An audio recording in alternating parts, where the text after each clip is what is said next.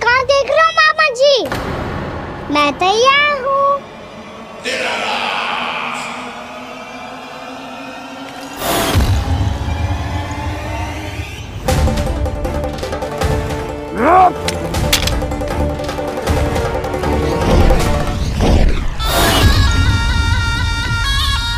मामा जी, आप सदैव इसी तरह क्रोध में रहते हो क्या?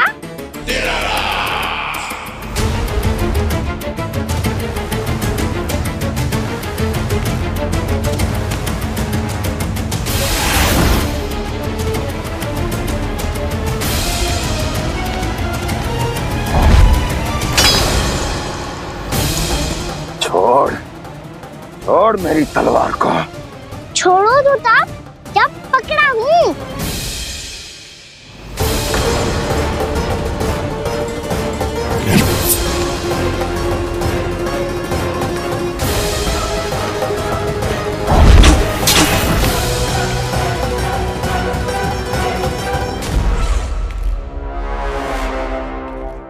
मामा जी,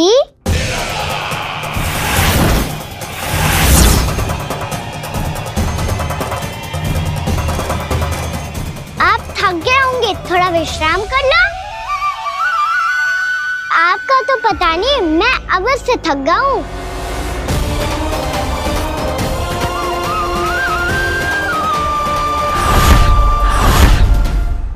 मेरे सिंहासन पर बैठने का तो साहस। अभी तो बस अभ्यास कर रहा था मामा जी। भविष्य में मुझे तो बैठना है यहाँ। आपने बल प्रयोग करके से अपने पिताजी से छीना था। मैं आपसे छीन लूंगा। जो छल और बल से लिया जाए वो अधिक समय तक टिकता नहीं है मामा जी।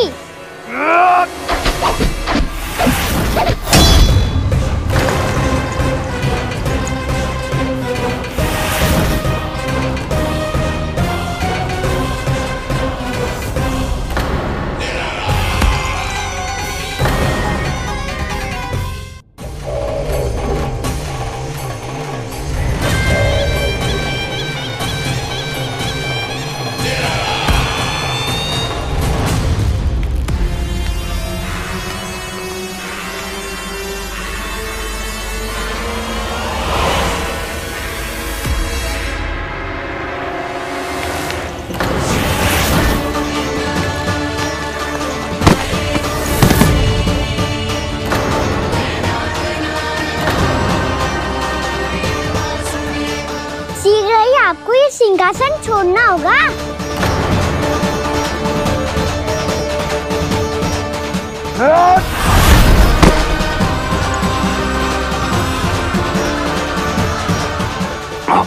वो मेरा सिंहासन छीनना चाहता है। वो आ रहा है, वो आ रहा है। सैनिकों, सैनिकों!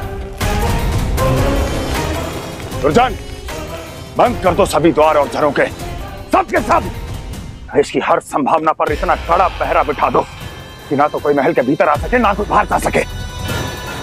मुझे महल की चप्पे चप्पे की सूचना चाहिए। जाओ।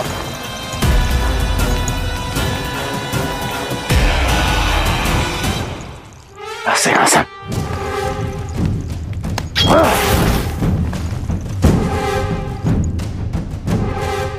अब आ, दुष्ट मायावी, ए छलिया विष्णु अवतार, मैं कंस तेरी प्रतीक्षा कर रहा हूँ। देखता हूँ मेरे सिंहासन पर कैसे बैठता है तू। मुझे तो बस कुछ समय चाहिए था, वो मिल गया। अब करते रहिए आप प्रतीक्षा।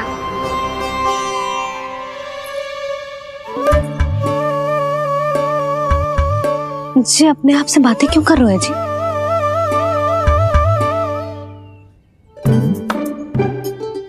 आप मुस्कुरा क्यों रहे हो?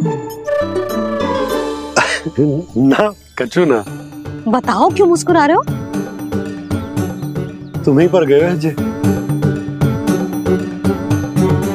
जब तुम व्रत करती हो तो तुम भी ऐसा ही करती हो। इसी प्रकार भूख अधिक लगने पर अपना ध्यान भटकाने के लिए स्वयं से ही बड़बड़ाती रहती हो। होगा। आपको तो बस मेरा उपहास उड़ाने के लिए बहाना चाहिए।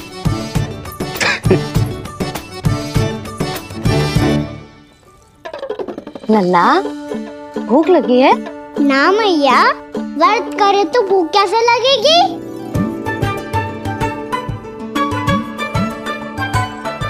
यदि लगी हो तो छोटे बालकों को थोड़ी बहुत भूल चूक क्षमा होती है। कछु ना तो फल तो तू खा ही सकते है। अब तो पूरे नियम और विधि विधान से व्रत तोड़ूंगा। कल द्वादशी के सुबह मुहूर्त के अनुसार।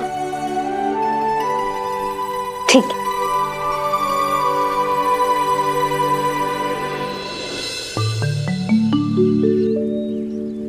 लल्ला, एकादशी समाप्त हो गई है, द्वादशी लग गई है। अब तू व्रत तोड़ सकते है। भोजन कर ले। ले।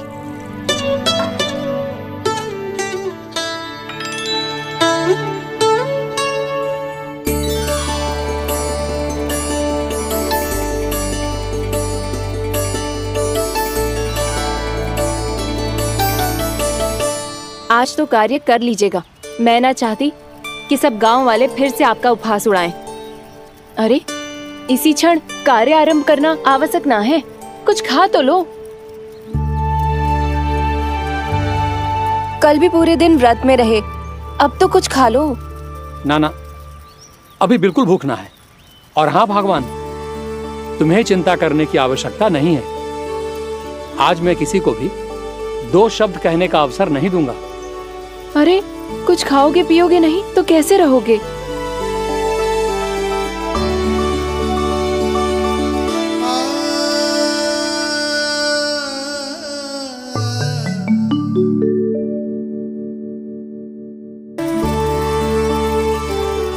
अरे, इसी क्षण कार्य आरंभ करना आवश्यक ना है। कुछ खा तो लो।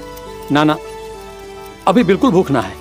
और हाँ भगवान, तुम्हें चिंता करने की आवश्यकता नहीं है। आज मैं किसी को भी 2 शब्द कहने का अवसर नहीं दूंगा।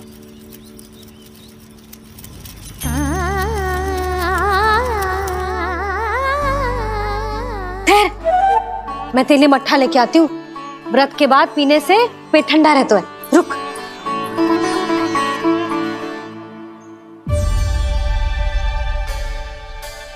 भक्तों ने अभी तक व्रत नहीं तोड़ा है, मैं कैसे तोड़ लूं? भूख कहाँ से होगी? श्री हरि नाम से पेट तो भर लेते हो। श्री हरि श्री हरि श्री हरि।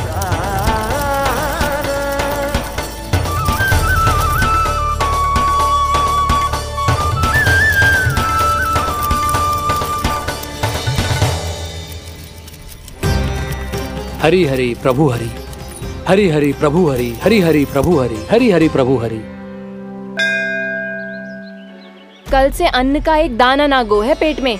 अब क्या व्रत तुड़वाने भी आपके प्रभु ही आएंगे? अब क्या व्रत तुड़वाने भी आपके प्रभु ही आएंगे? मैया,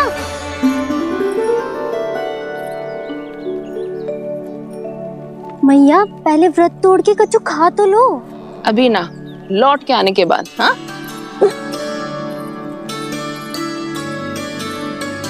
बलराम, ठहरो पुत्र, पहले कुछ खा लो। व्रत तोड़ना आवश्यक होता है। मैया ने एकादशी का महत्व बताया।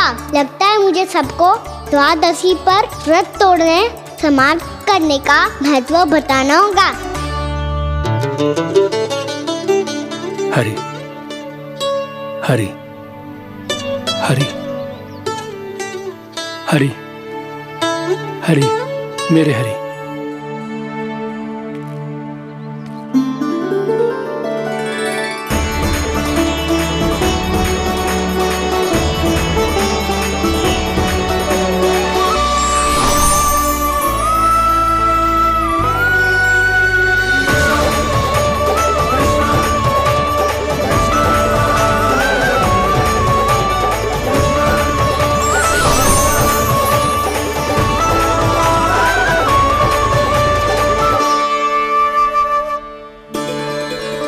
अभी अभी तो मैंने बच्चों की माँ को वचन दिया था कि आज किसी को शिकायत करने का अवसर ना दूंगा, और अब मैं प्रभु श्री हरि की कल्पना जसोमती रानी के लल्ला में ही करने लगा। ना ना, ये ठीक ना है।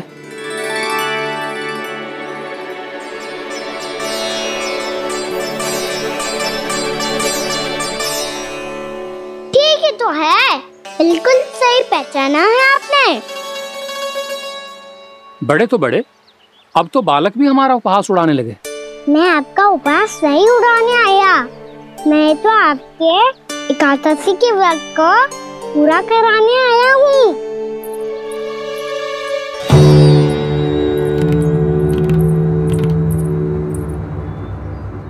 कान्हा,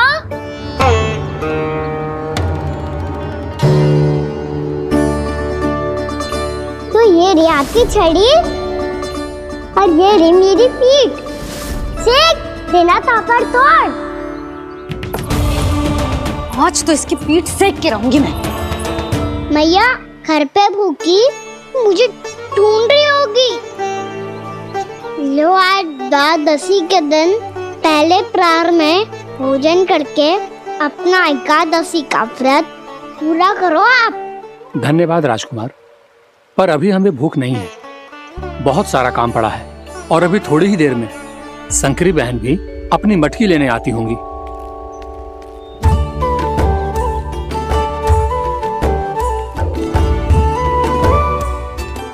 पर मैं आपका व्रत पूरा कराए बिना नहीं जा सकता। भला क्यों? भक्त भूखा रहे और भगवान खा ले, ऐसा हो सकता है भला?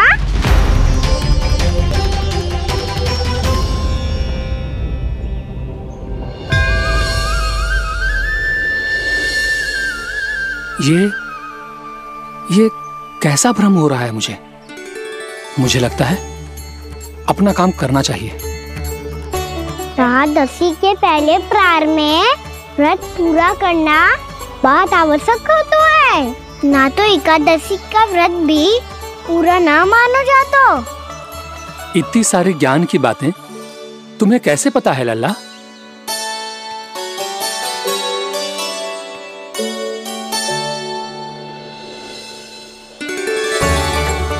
जैसे एकादशी की कथा होती है, वैसे द्वादशी की महिमा भी एक बहुत महत्वपूर्ण कथा है।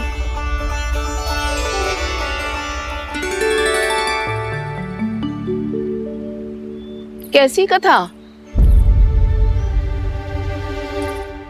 बिल्कुल सही समय पे आई हो आप, क्योंकि आपको ये कथा आपको अवश्य सुननी चाहिए।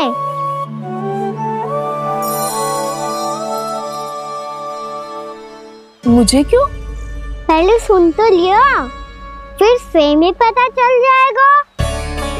बहुत समय पहले एक राजा हुआ करते थे, राजा अम्बरीश। भगवान श्री हरि के बहुत बड़े भक्त थे। ओम नमो नारायणाय, ओम नमो नारायणाय।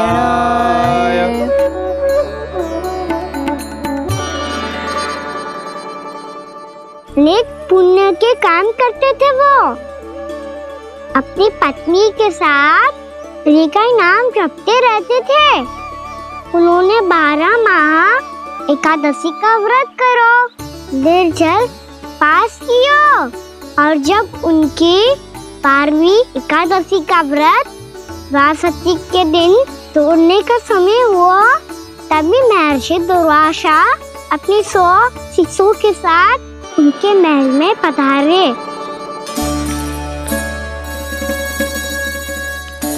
प्रणाम स्वीकार करें महर्षि। आप जैसे महान ऋषि मेरे राज्यसभा में आए, वो भी ऐसे अवसर पर जब मैं और मेरी पत्नी निरंतर 12 एकादशियों के बाद अंतिम एकादशी का व्रत तोड़ेंगे। इससे बड़े सौभाग्य की क्या बात हो सकती है हमारे लिए? आज आपके साथ साथ मेरा और मेरे शिष्यों का एकादशी व्रत भी पूरा होगा। संभव है प्रभु की इच्छा यही हो कि हम सब अपना व्रत एक साथ तोड़ें। ये तो अत्यधिक प्रसन्नता की बात है महर्षि। तो फिर ठीक है, हम सब यात्रा से थके हैं, व्रत तोड़ने से पहले हम स्नान करना चाहते हैं। जैसी आपकी इच्छा महर्षि। जब तक आप लोग लौटेंगे तब तक आपके सारे प्रबंध यहाँ हो चुके होंगे।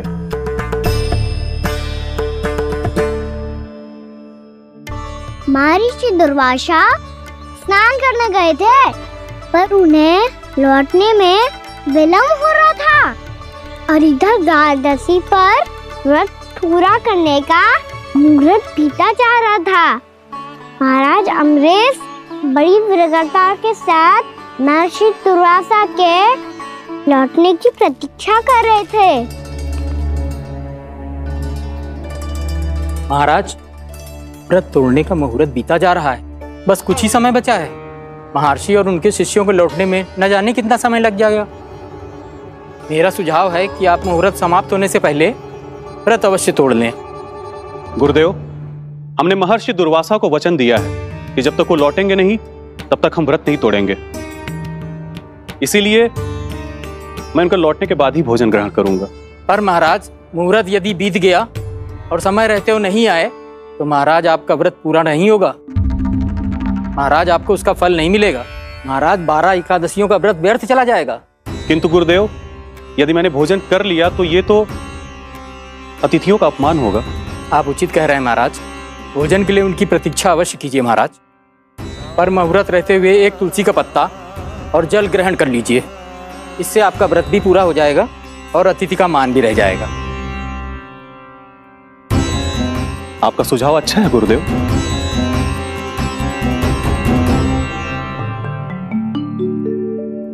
जैसे ही महाराज ने तुलसी का पत्ता खाया,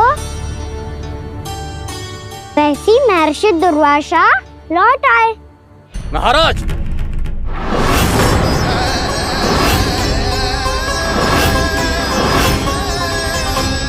महाराज को उपास तोड़ते देखते बहुत क्रोधित हो गए।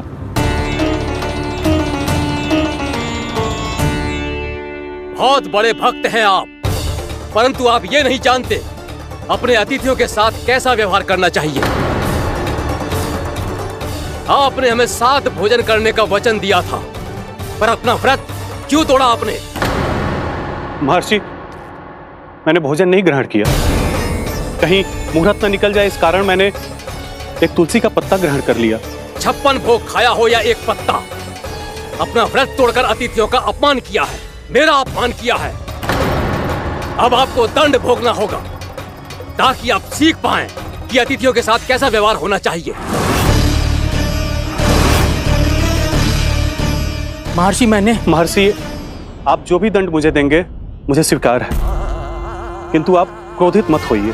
क्रोध का कारण आपने दिया है महाराज।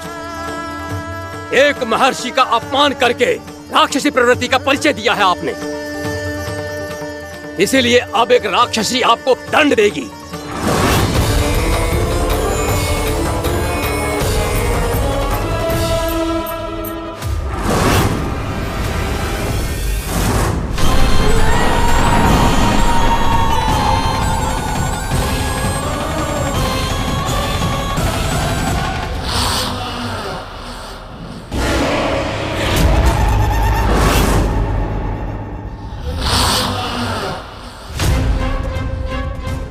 हे प्रभु, यदि मैंने सच में महर्षि का अपमान करने की भूल की हो तो मैं उसका परिणाम भोगने के लिए प्रस्तुत हूं। ओम नमो नारायणाय, ओम नमो नारायणाय नमः। महर्षि दुर्वासा को यह आभास ही नहीं था कि महाराज अम्बरीश ने उनका अपमान नहीं किया था। फिर भी उसे अपमान मान के वो श्री नारायण के भक्त पे संदेह कर रहे थे। मैंने भी तो भोला राम की भक्ति पे संदेह किया था। हे नारायण, ये क्या पाप हो गया मुझसे? संदेह किसी अपमान से कम ना हो तो, और भगवान सब सह सकते हैं, पर उनके प्रिय भक्तों का अपमान सहन ना कर सकते। इसीलिए उन्होंने अस्त्रच्छेद करने का निर्णय लिया।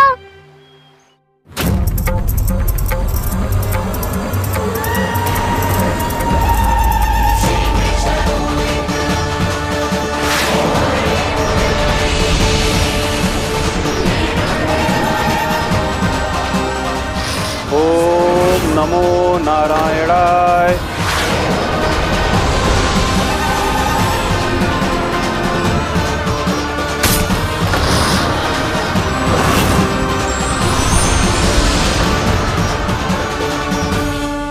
और फिर भगवान का उस सुदर्शन चक्र महर्षि दुर्वासा के पीछे पड़ गया। ये चक्र तो मेरी ओर बढ़ रहा है। ओम नमो नारायणाय। ये कैसे संभव हो सकता है? कोई रोको इसे, कोई रोको इसे।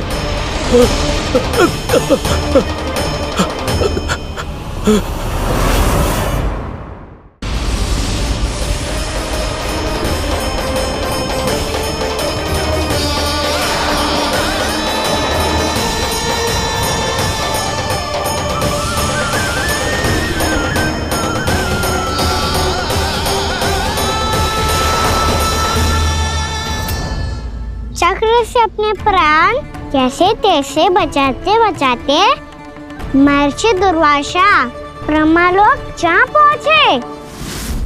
ब्रह्मदेव रक्षा कीजिए, ब्रह्मदेव सहायता कीजिए, मुझे बचाइए ब्रह्मदेव, रक्षा कीजिए। ये सुदर्शन चक्र मेरे प्राण, मुझे बचाइए ब्रह्मदेव। महर्षि, मैं चाहकर भी आपकी सहायता नहीं कर सकता। ऐसी स्थिति में यदि कोई कुछ कर सकते हैं तो वो है सुदर्शन चक्र के स्वामी विष्णु, क्योंकि सृष्टि में केवल वही है जो इसे नियंत्रित कर सकते हैं। वो ही इसे वापस लौटने का आदेश देकर आपके प्राणों पर छाए हुए संकट को दूर कर सकते हैं। किंतु हां, मैं सुदर्शन चक्र से इतना अवश्य कहूंगा कि जब तक आप विष्णु लोक में पहुंच नहीं जाते, वो आपको किसी भी प्रकार की हानि ना पहुंचाए। आपका बहुत बहुत धन्यवाद, आपकी सदा ही जय हो।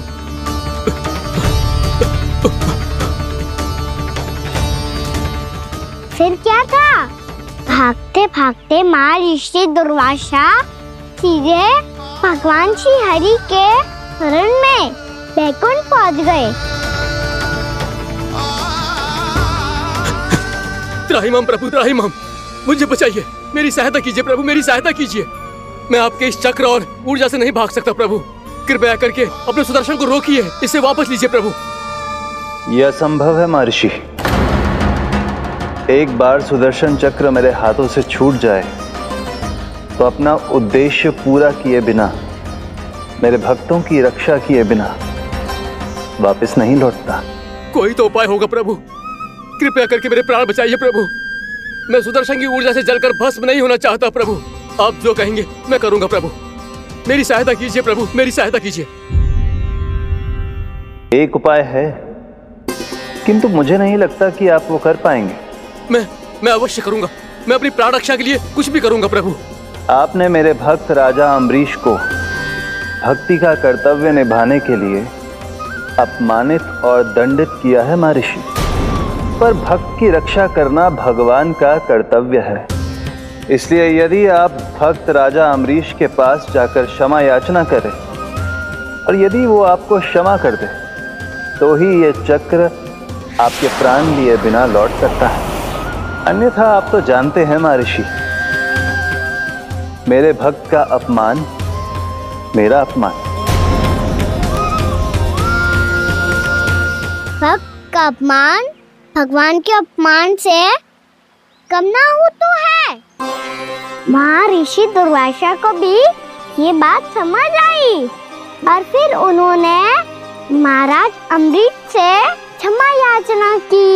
महाराज महाराज महाराज महाराज महाराज, मुझे क्षमा करें महाराज, मुझसे बहुत बड़ी भूल हो गई महाराज, मुझसे बहुत बड़ी भूल हो गई महाराज। महर्षि, आप हमारे चरण छुए ये उचित नहीं।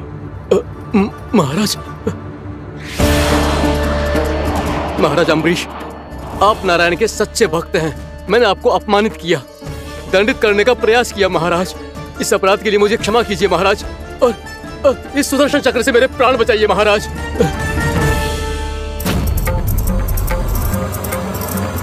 हे महान सुदर्शन, यदि महर्षि के लिए मेरे हृदय में अभी भी वही सम्मान और प्रेम हो जो इनके प्रथम आगमन पे था, तो कृपया आप अपने धाम वापस लौट जाइए।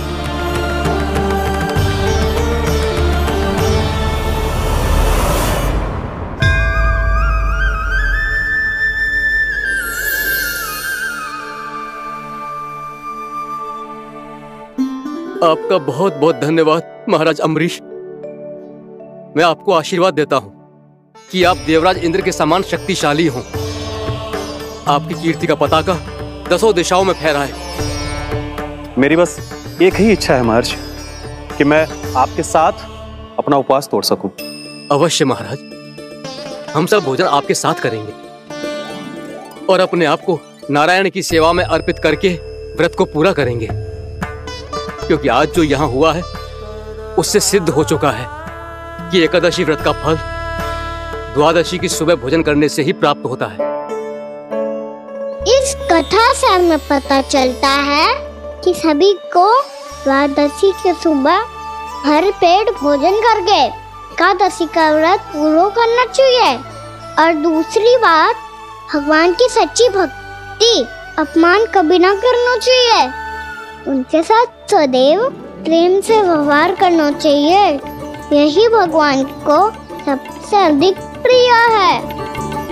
भैया भोलाराम, मैंने भी श्री हरि पे तुम्हारे विश्वास का उपहास उड़ाया था, मुझे क्षमा कर दो।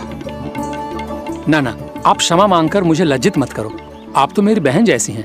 जब महर्षि दुर्वासा जैसे महान ऋषि को भी प्रभु के भक्त से क्षमा मांगनी पड़ी, तो मैं तो बहुत ही तुच्छ हूँ। मुझे आपकी किसी भी बात का बुरा ना लगा। पर पता है प्रभु को कौन सी बात कब बुरा रखता है? कौन सी बात? जब उनका भक्त भूखा रहे, समय पे अपना व्रत पूरा ना करे। और जैसा कि आप सभी ने अभी कथा से सीखो है, एकादशी के व्रत को द्वादशी की सुबह अवश्य पूरा करना चाहिए। अब आप जाओ, अपना व्रत पूरा करो।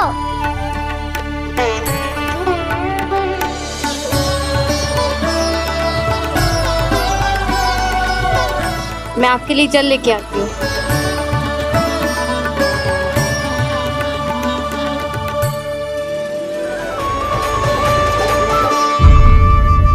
यशोमती मैया के नंद लाला। पक्षन, मैंने तो बस यही पक्षन बनाए थे।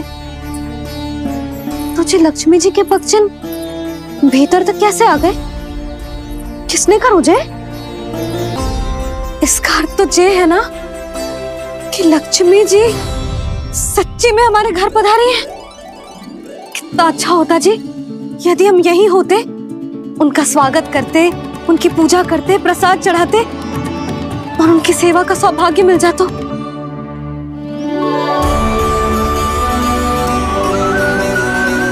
वो तो अभी भी मिल सकते हैं मैया, लक्ष्मी देवी सामने ही तो है।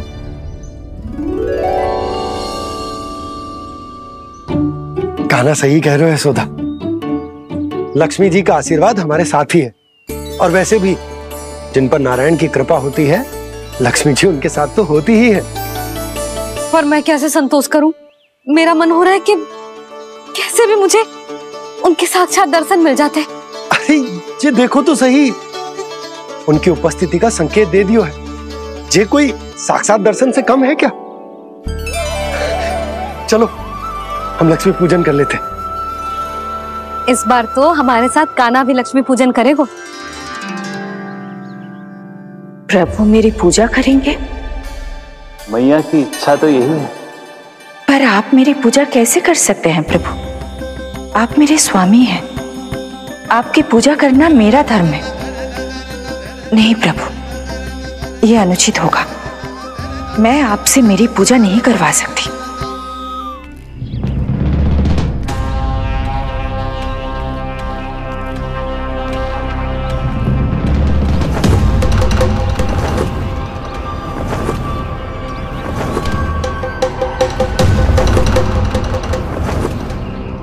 बस करो बकासुर, बहुत हुआ ये लुका छिपी का खेल।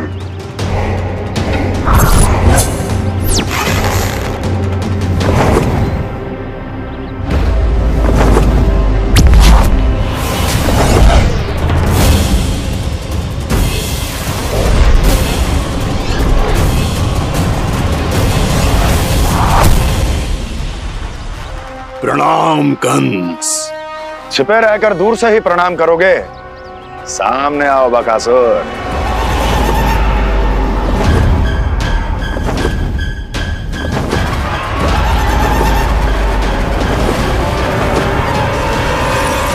चेतावनी को प्रणाम समझने की भूल केवल तुम ही कर सकते हो कंस।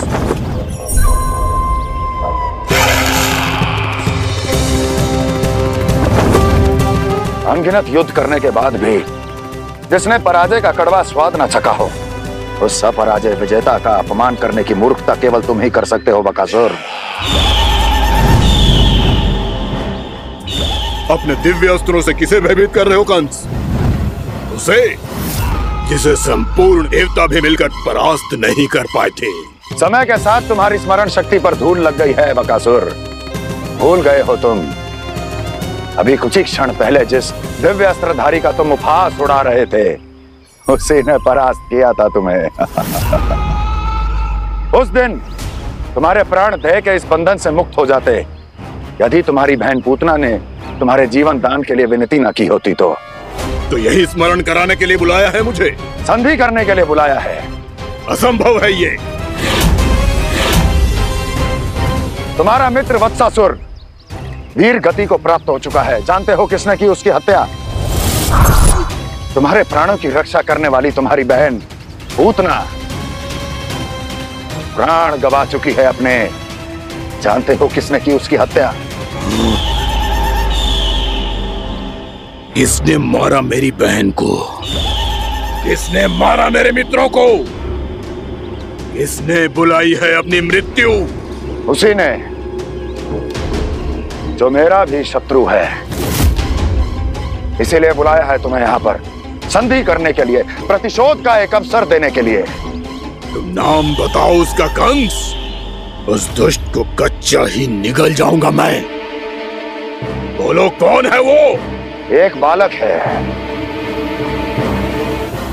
कृष्ण। कृष्ण, किंतु वो एक विष्णु अवतार है बकासुर। किसी का भी अवतार क्यों ना हो, इसी क्षण से मैं हूं उसके काल का अवतार। तुम केवल इतना बताओ कि कहां मिलेगा वो? वृंदावन। वृंदावन।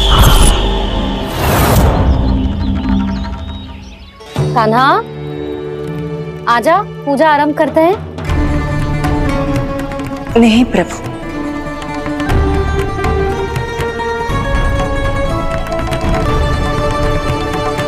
क्या सोच रहे हो लल्ला? आजा।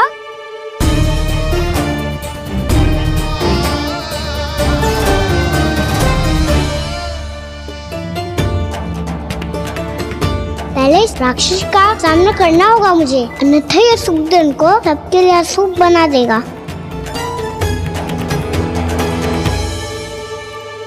मैया, लक्ष्मण जी की पूजा से पहले सारे घर में दिए जलाकर उनका स्वागत करना चाहिए ना? कितना सयाना होगा मेरा लल्ला। चलो जी, दिए जलाए। आजा। प्रभु, मैं कुछ नहीं जानती। कोई भी योजना बनाइए, कोई उपाय निकालिए, पर आप मैया को मनाइए। आप मेरी पूजा नहीं कर सकते, ये शोभा नहीं देगा।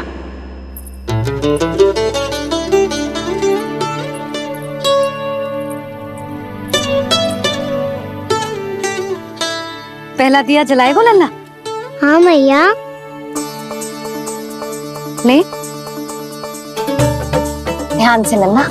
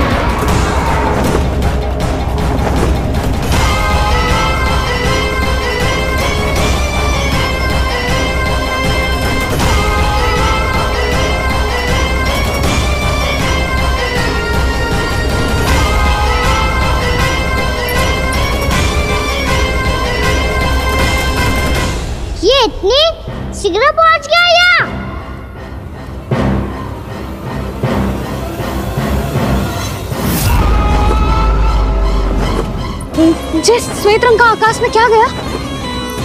सुनो जी, देखो आपने, जे तो अवश्य ही बहुत अशुभ संकेत है जी। कहाँ है वो? कहाँ है विष्णु अवतार कृष्ण? दिवाली के शुभ दिन अशुभ संकेत की बात करियो मैया। ये तो कयूँ तीव्र चलने के कारण मुझे है, फिर से चला लेंगे। साधारण दीपक ही तो है ये साधारण ना है लल्ला, दीपावली के दीपों का बहुत विशेष महत्व होता है। तो है भैया, वनवास के बाद जब राम जी लौट कर आ रहे थे तब उनके स्वागत में पूरी अयोध्या में ये दीप जलाए गए थे। दीपावली अमावस्या की रात को पड़ती है और रात का अंधेरा मन के भीतर के उस अंधेरे का प्रतीक होता है जो बुराई को शक्ति देता है।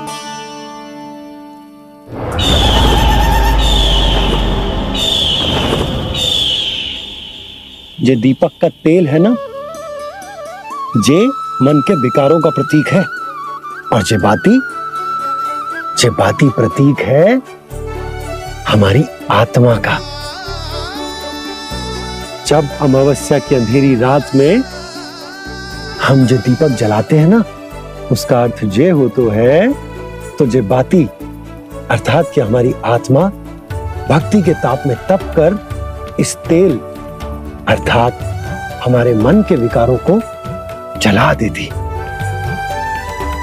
और आत्मा शुद्ध होकर परमात्मा के साथ एक हो जाती और फैल जाता है दसों दिशाओं में अच्छाई, सुख, शांति और ज्ञान का प्रकाश।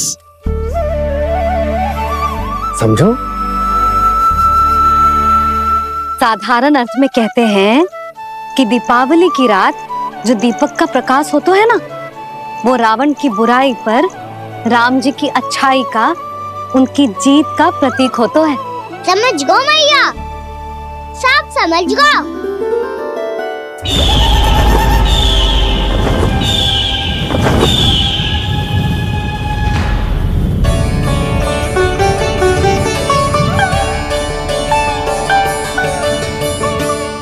आज हम ये सारे दीपक जलाएंगे बाबा, और इसके प्रकाश के कारण कोई भी विकार, कोई भी बुराई वृंदावन में प्रवेश ना कर पाएगी, वृंदावन में प्रवेश ना कर पाएगी।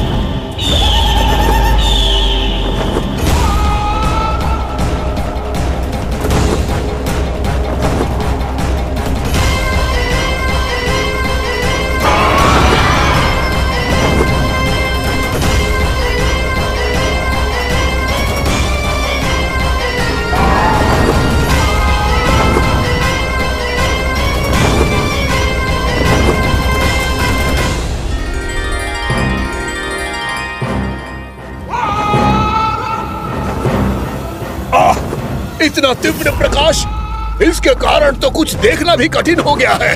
और मुझे इन दीपकों की उष्मा क्यों अनुभव हो रही है? कैसे संभव है ये? आज बुराई पर अच्छाई की विजय की रात है। आज वृंदावन के निकट आने का प्रयास भी ना करना बकासुर, अन्यथा इन दीपकों की लो तुम्हें जलाकर भस्म कर देगी। इन दीपकों की अग्नि तो सचमुच मुझे जला रही है।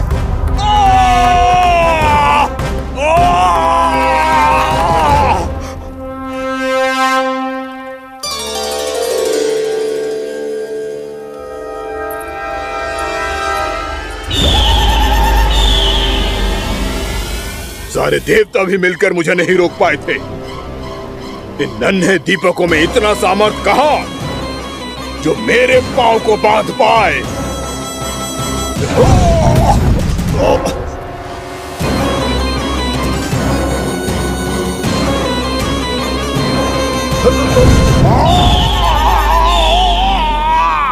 इन्हें अंधेरा मिटाने वाले साधारण दीपक समझने की भूल मत करो बकासुर। वृंदावन में जलने वाला हर दीपक उस भक्ति का प्रतीक है जिसकी लो मेरे भक्तों ने अपने हृदय में जला रखी है।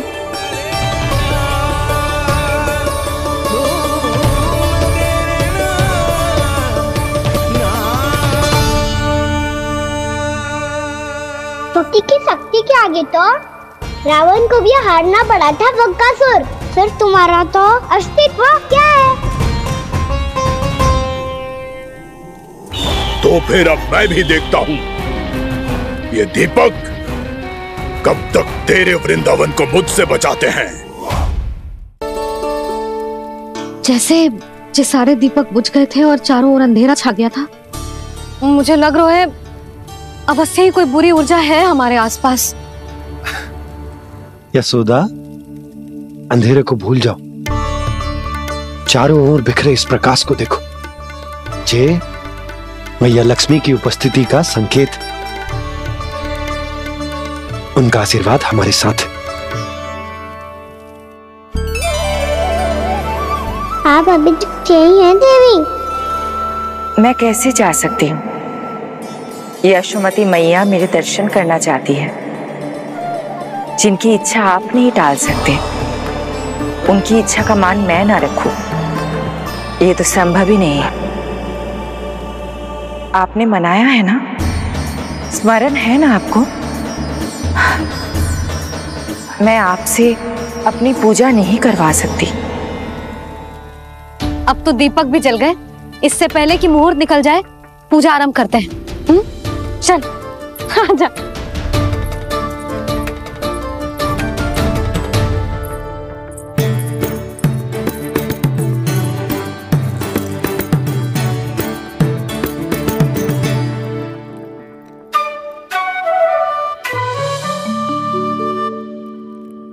यदि हमारे आसपास कोई बुरी ऊर्जा ना है और यदि लक्ष्मी जी की कृपा सच्ची में हम पे है, तो जब तक हमारी पूजा समाप्त होगी ना कान्हा, तब तक इस केले के आगे का भाग अपने आप दब जाएगा।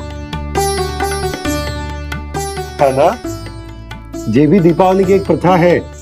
इससे पता चलता है कि माँ लक्ष्मी की कृपा हम पर बनी हुई है कि ना।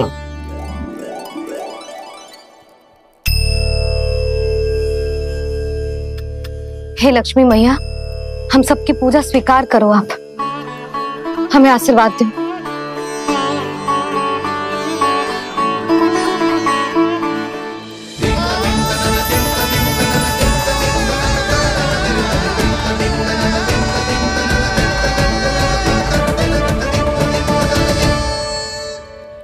आपने सही कही थी जी, मैया लक्ष्मी का आशीर्वाद हमारे साथ ही है, सच्ची में हमारे साथ यही है।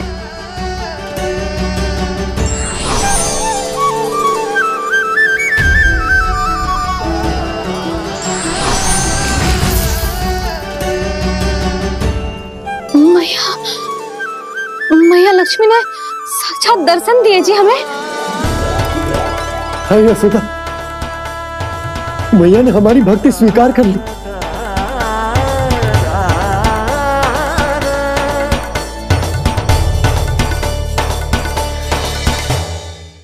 आजा नन्ना, यहाँ बैठ, पूजा आरंभ कर दे। आजा।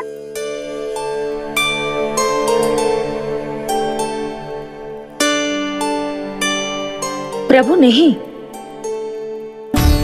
प्रभु क्या कर रहे हैं आप? कोई उपाय निकालिए, मैं आपसे अपनी पूजा नहीं करवा सकती। मैं मानती हूँ कि आप मानव रूप में हैं, पर फिर भी आप हैं तो मेरे स्वामी श्री नारायण के स्वरूप ही। आपसे पूजा करवाकर मैं उल्टी गंगा नहीं बहा सकती। जिन भैया की बात आप नहीं टाल पाए देवी, उनकी आज्ञा का पालन मैं ना करूं, ये कैसा संभव है?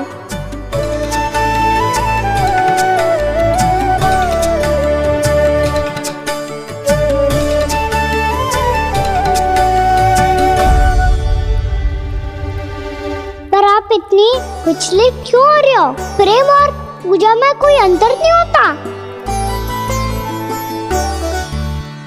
मैं कोई भी अवतार क्यों ना ले लूं, मेरा प्रेम तो सदा आपके साथ ही है। तो फिर मैं आपकी पूजा करूं या आप मेरी, इससे क्या अंतर पड़ता है?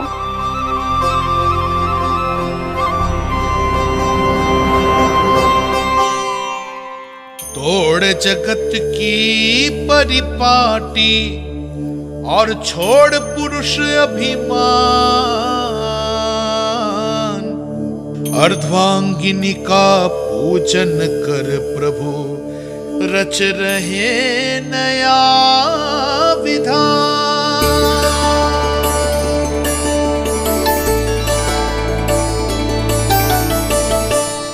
इस अवतार में मुझे आपका साथ कब मिलेगा प्रभु? इधर के राजा भीष्म की पुत्री रुक्मणी के रूप में शीघ्र ही आपका जन्म होगा। पर हमारे मिलन के लिए आपको थोड़ी लंबी प्रतीक्षा करनी होगी देवी, क्योंकि उसके पहले मुझे अपने अन्य दायित्व निभाने हैं और कंस के राक्षसों का सामना भी तो करना है।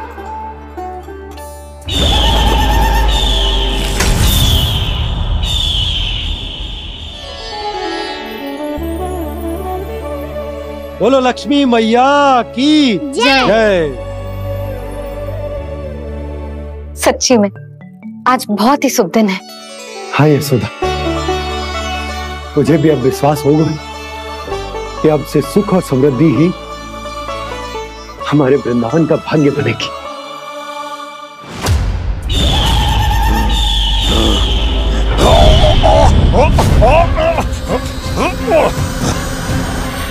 इन दीपकों का प्रकाश सैकड़ों सूर्यों की भांति चुभ रहा है मुझे।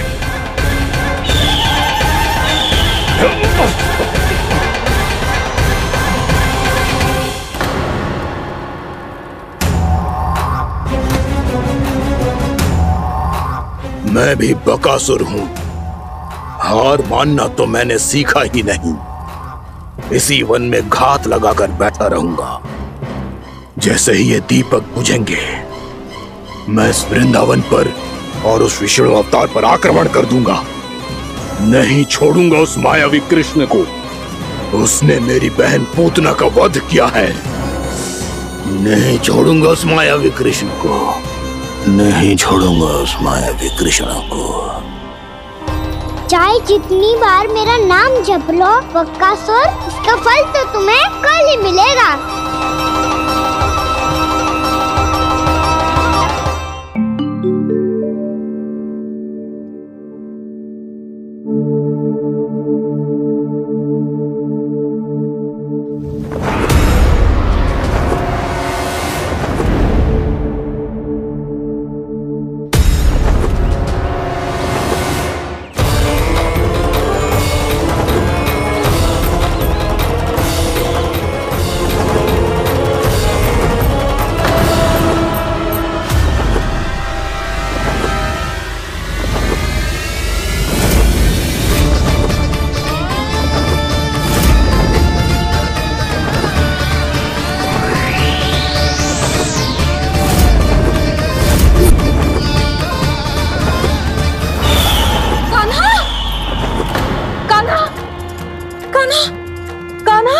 क्या हो गया यशोदा?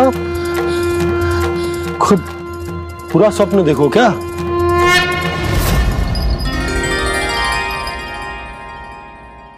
अरे वाह कान्हा, आज तो समय से पहले तैयार होगा तू। तैयार तो होना ही था बाबा। इससे पहले कि राक्षस वृंदावन आकर विध्वंस करे, मुझे वन जाके उसका सामना करना है।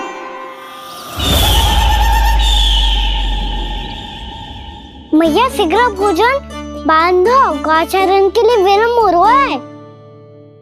ना, आज कहीं ना जाएगा तुम। आज घर पे विश्राम कर। ऐसा क्यों कह रही हो यशोदा? हर बार क्यों का उत्तर देना आवश्यक ना है जी। मैं ना चाहती आज जे जाए, तुझे ना जाएगा बस। और जे ही क्यों, आज अन्य बालक भी वन में ना जाएंगे गौचारण के लिए। आप गोपो को भेज दो। पर मैया गौचारण कराना तो मेरा दायित्व है। और तेरी देखभाल करना, तुझे सुरक्षित रखना मेरा दायित्व है। बाबा,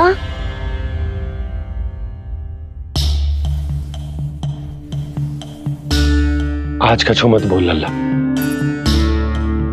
कभी कभी तेरी मैया को मना पाना मेरे बस की भी बात ना होती। आज का छू पैसों ही देना। तूने देखो ना कैसे निर्णय करके बैठ गई है। इससे पहले कि वो राक्षस जगजा और वृंदावन वासियों को कोई हानि पहुंचाए, मुझे वहां पहुंचना पड़ेगा। पर कैसे?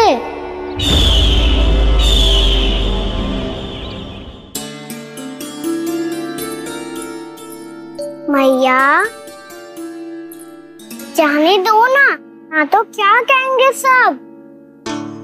कान्हा ने दूसरे दिन ही छुट्टी ले ली। जिसे जो कहना है कहे, मेरे लिए तेरी सुरक्षा से अधिक महत्वपूर्ण और कछु ना है। देख लल्ला, ना जाने क्यों मेरा मन कह रहा है कि आज वन सुरक्षित ना है, इसीलिए हट मती कर। आज किसी भी मूल्य पे जाने ना दूंगी तुझे।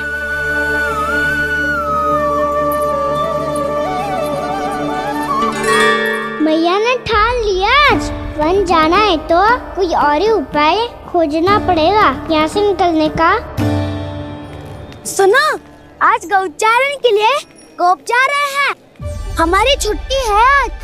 पर क्यों बलराम? वो तो कान्हा ही जाने।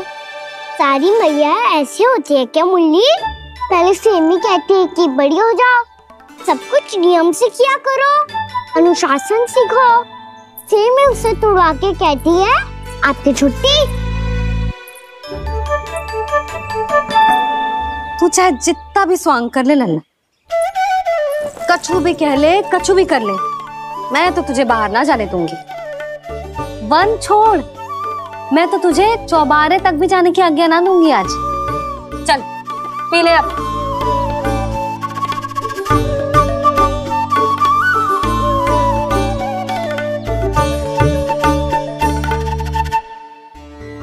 आप समझ नहीं रही हो, मैं नहीं गया तो बहुत बड़ी समस्या हो जाएगी मैया।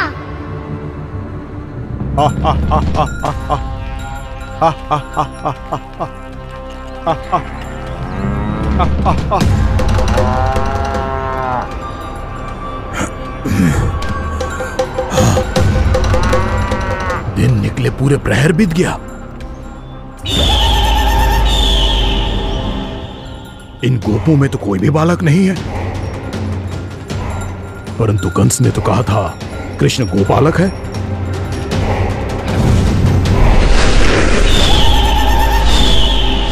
लगता है मुझसे भयभीत हो गया है वो, तभी तो आज गौचारण के लिए नहीं आया। पर मैं भी वकासुर हूँ, जल में छिपी हुई मछलियों को ढूंढ निकालना बहुत अच्छी तरह आता है मुझे।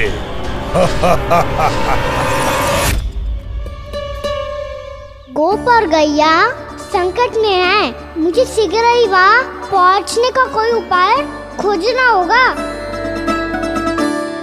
क्या सोच रहे हो? शीघ्र समाप्त कर, चल। शीघ्र समाप्त करके भी क्या करूँगा मैया?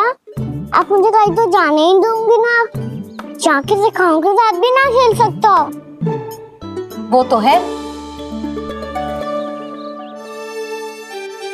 पर मैं भी तो हूँ, मेरे साथ तो खेल सकते हो है ना? सच्ची? सच्ची। जो मैं खेल बोलूँगा वो ही खेल खेलोगे आप? हाँ। आप मिठोली खेलते हैं? बहुत दिन हो गए। ठीक है, पर पहली पट्टी तेरी आंख में बंधेगी लल्ला। मुझे शिकार है। चल पहले दूध समाप्त कर। पूरा समाप्त कर। जे हुई ना बात। आजा खड़ा हो।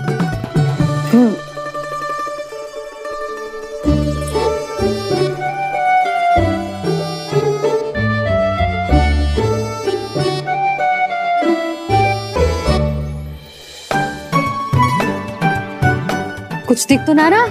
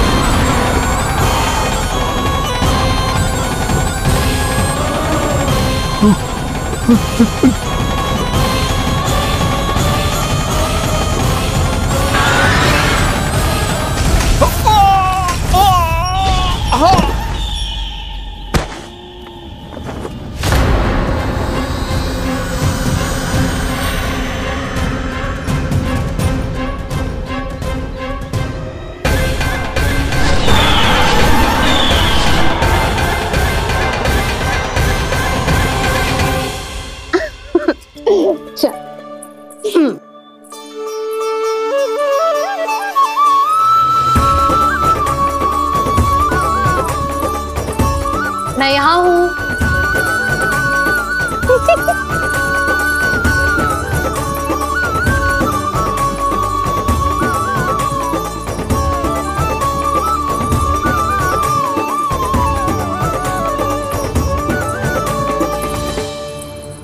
इससे पहले कि वो राक्षस किसी को हानि पहुंचाए, मुझे उस तक पहुंचना होगा।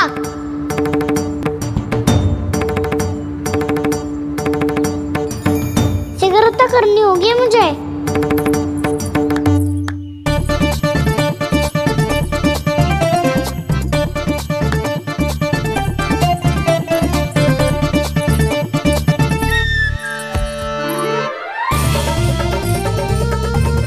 पकड़ लियो मैया, पकड़ लियो। हाँ हाँ पकड़ लियो।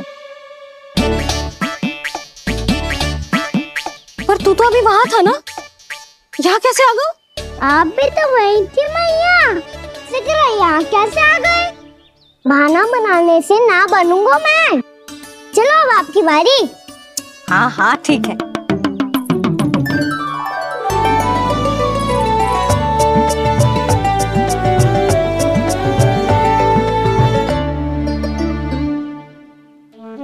क्षमा करना मैया, पर मुझे जाना पड़ेगा।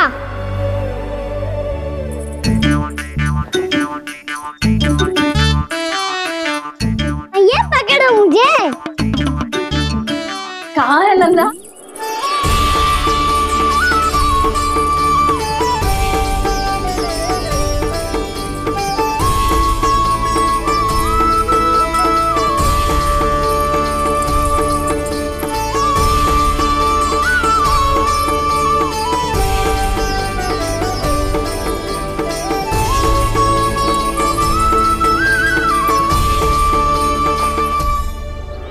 योजना सफल हो गई।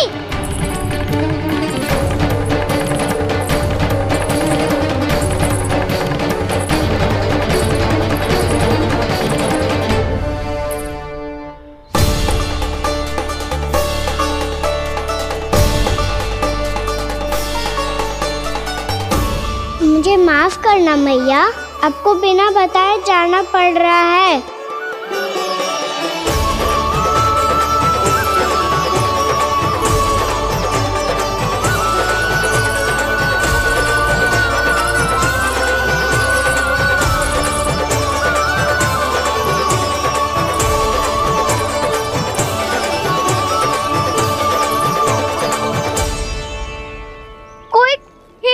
मिल रहा अभी तक। कहना तो अभी बता दे तो।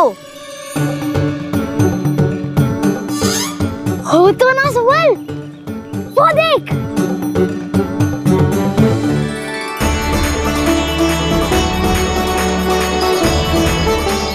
क्या कर रहा है इतनी शीघ्रता में? वन की ओर जा रहा है, वो सारे कर रहे। चले। हाँ।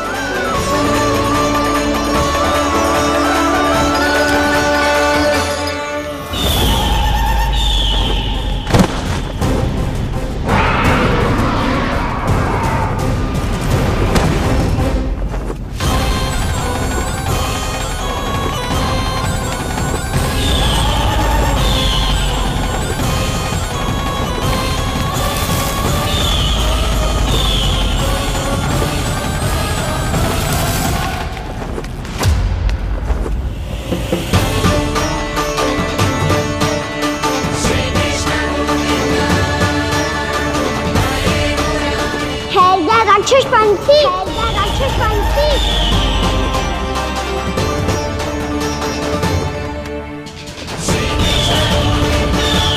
गोपालक कृष्ण हूँ मैं, नंदराज का लल्ला, नंदा बनकर राजकुमार।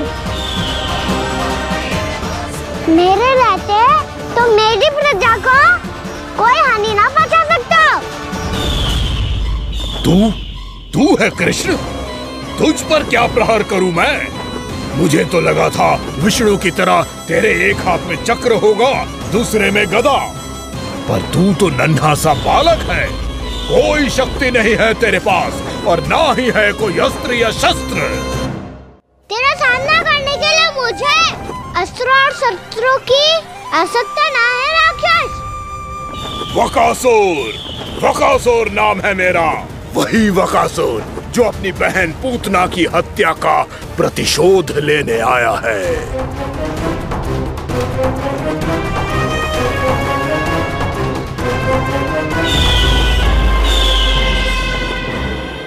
जानता है, इंद्र, अग्नि, वायु, वरुण, यम या कोई भी अन्य देवता कोई मेरे समान शक्तिशाली नहीं है। और तू मुझ जैसे पर्वत के सामने एक तिनके जैसा तू करेगा मेरा सामना? तू रोकेगा मुझे? बस एक ही प्रहार में तुझे अपना आहार बना लूंगा मैं। छोटा चना बाजेगा ना। धमकियां देने से युद्ध नहीं जीते जाते बदकसूर। जो कार्य हो करके दिखाओ।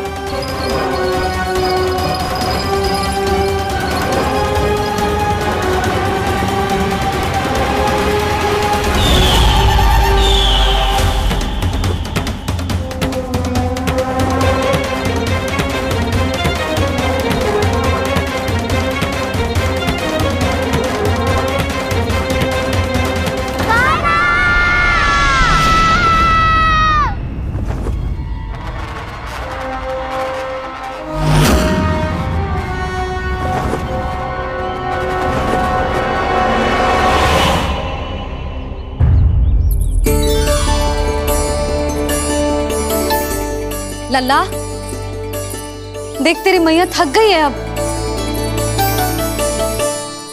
अब बस कर लल्ला, ताली बजा। कान्हा, अब बस कर।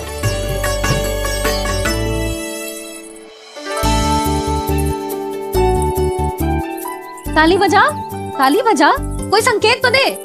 बता कहाँ है तू? पकड़ लिया।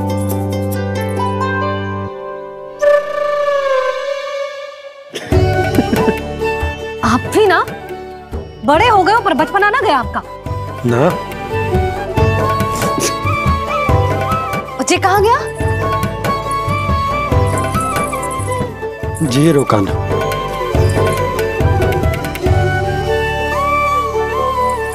फिर से मेरे साथ छल करके भाग गए और गए हो कहाँ? नंदराज,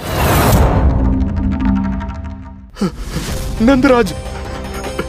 भानु, वो पंछी, राक्षस पंछी, बहुत बड़ा पंछी। भानु, राक्षस, राक्षस। भानु, क्या होगा? तुम बैठो, यशोदा जल लेकर आओ, बैठो।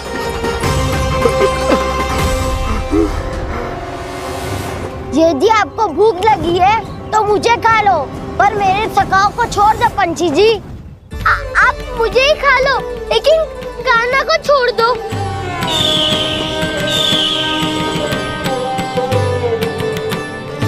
हम सबको खा लो, पर कान्हा को जीवन दान दे दो।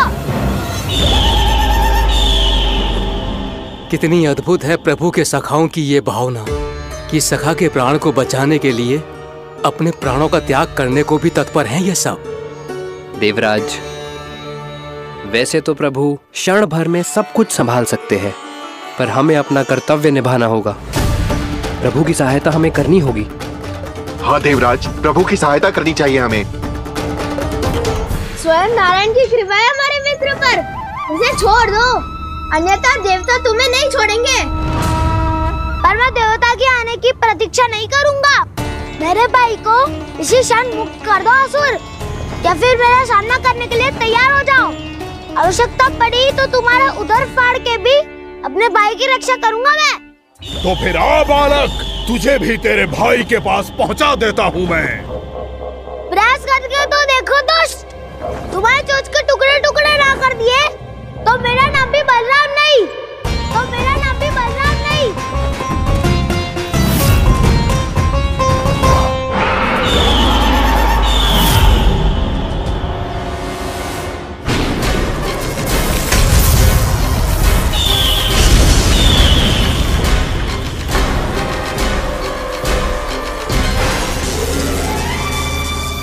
तेरी प्रार्थना स्वीकार हो गई मधु। हमारे कान्हा की रक्षा करने स्वयं देवता आ गए।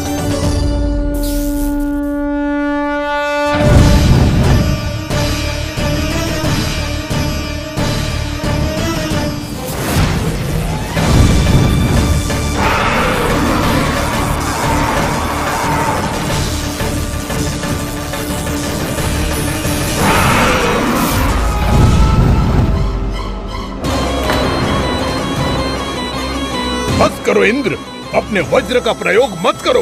तुम्हारे प्रहार से मुझे गुदगुदी हो रही है।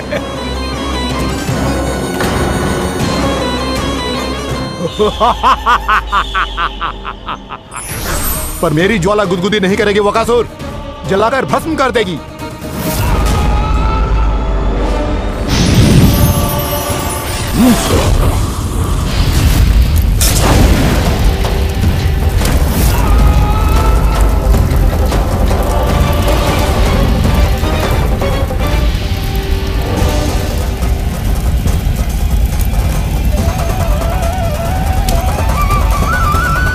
क्या बहुत बड़ो पंछी।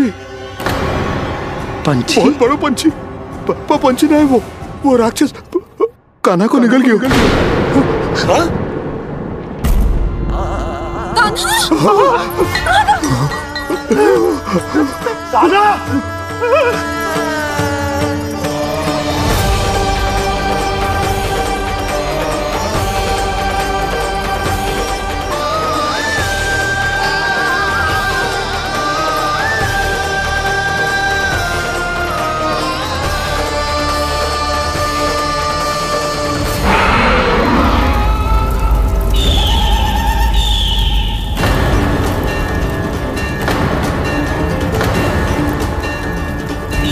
मेरे उदर की जठराग्नि भी तुम्हारी ज्वाला से अधिक तीव्र है अग्निदेव।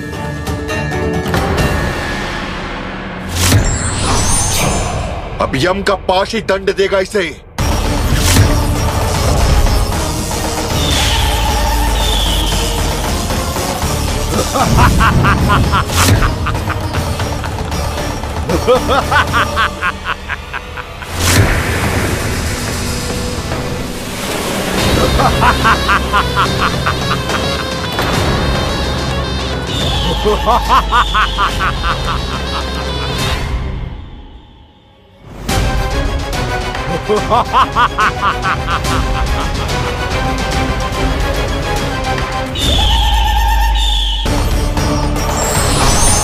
अब यम का पास ही दंड देगा इसे।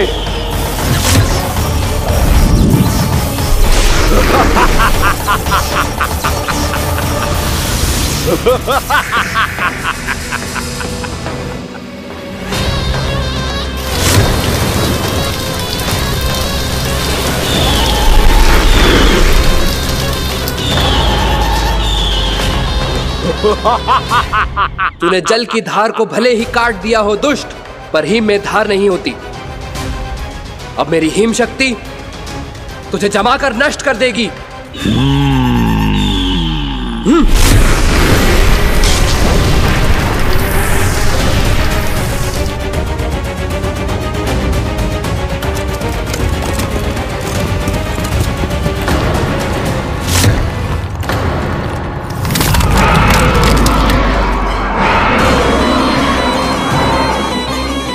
चंद्र, वरुण, यम, अग्नि, इंद्र, तुम में से कोई भी इस योग्य नहीं है कि मुझे पराजित कर पाए और इस विष्णु अवतार की रक्षा कर पाए।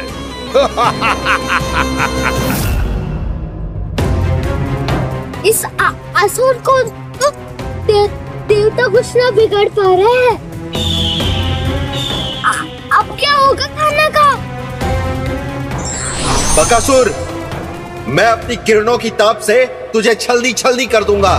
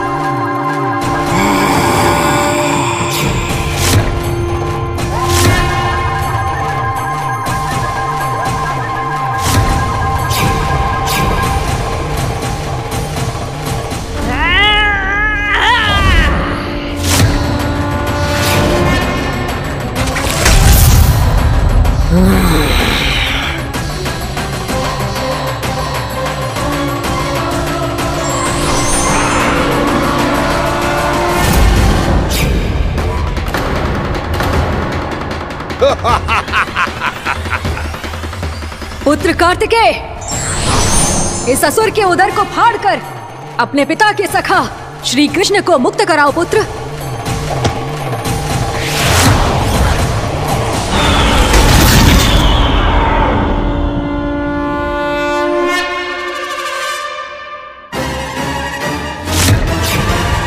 मैंने कहा था तुम में से कोई भी मेरा बाल भी बांका नहीं कर पाएगा।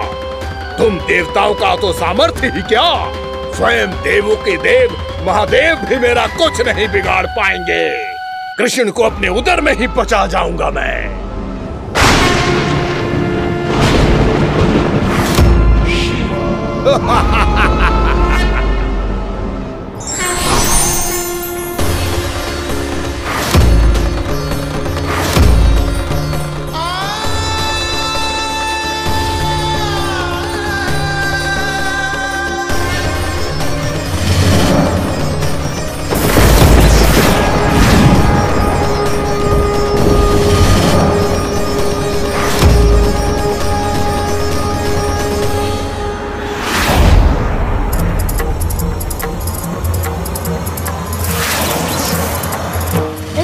शिव शंकर का त्रिशूल है। एक ही बार में इस असुर का प्राण ले लेगा ये। हाँ, महादेव का त्रिशूल।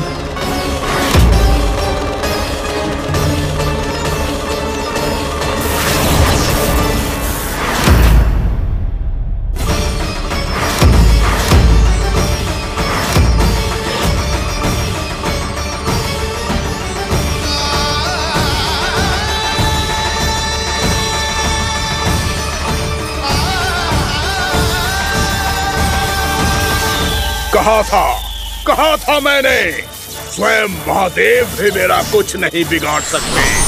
अजय हूं मैं, अजय।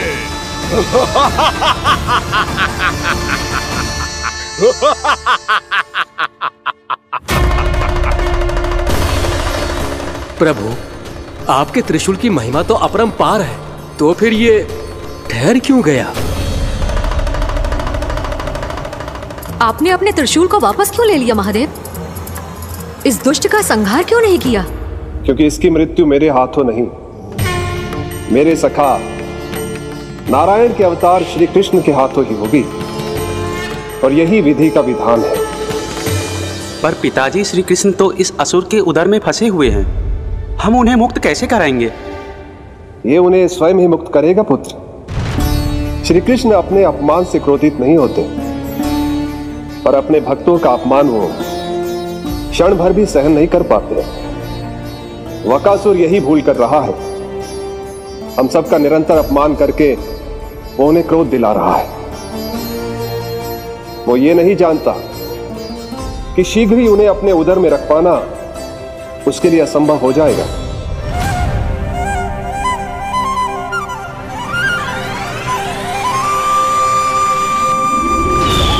क्या हुआ महादेव, पराजित होकर भी मुस्कुरा रहे हैं? पर अब तो महादेव कहलाने के भी योग्य नहीं रहे आप। असफल देवताओं की इस अयोग्य सेना को लेकर चले जाइए यहाँ से। ना ये मेरा सामना कर सकते हैं और ना ही आप। मेरी शक्ति के सामने आप अक्षम हैं महादेव।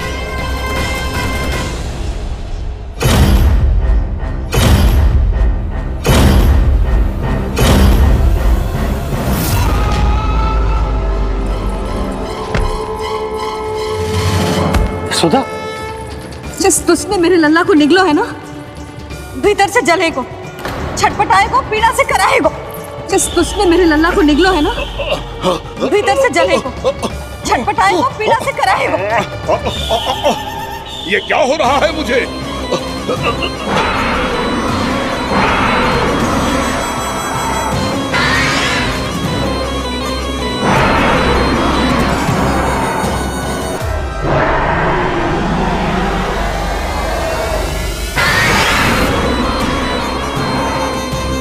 मुझे ऐसा क्यों लग रहा है जैसे भीतर से जल रहा हूं मैं? ये क्या हो रहा है मुझे?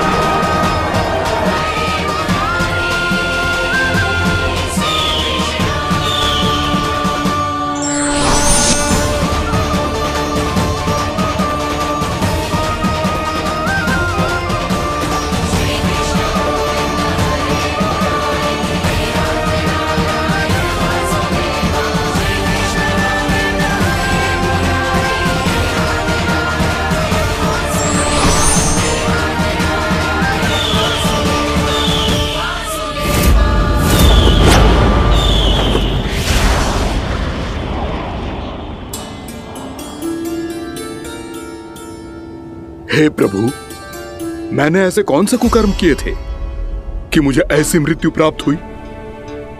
और ऐसे कौन से सुकर्म किए थे कि आपके हाथों से मुझे मोक्ष प्राप्त हुआ है प्रभु?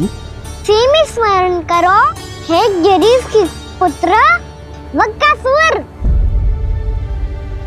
स्मरण करो, कैसे अपने पिता की तरह अभिमान से भरे हुए थे तुम। स्मरण करो, कैसे हमें पराजित करने के लिए पूरी सृष्टि को संकट में डाल दिया था तुमने, और हमें विवश होकर पराजय स्वीकार करनी पड़ी थी। स्मरण करो, कैसे तुमने देवराज इंद्र का छत्र चुरा लिया था। पर यह सब भी पर्याप्त नहीं था वकासुर। तुम्हारे पापों का घड़ा तब भरा था जब तुमने देवी गंगा के जल में साधना करते हुए जजाली मुनि की तपस्या में व्यवधान डाला था।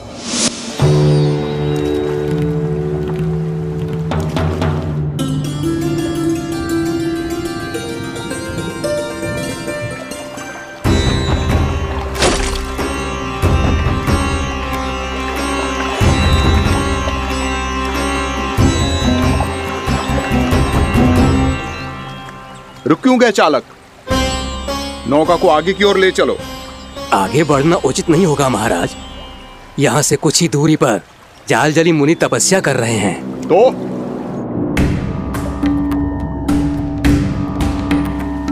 मेरे मत्स्य आखेट के क्षेत्र में इसने तपस्या करने की भूल की है। मेरे ही राज्य में मेरा कोई क्षेत्र मेरे लिए वर्जित हो, ये मुझे स्वीकार नहीं है। आपने पर्याप्त मत्स्य आखेट कर लिया है महाराज।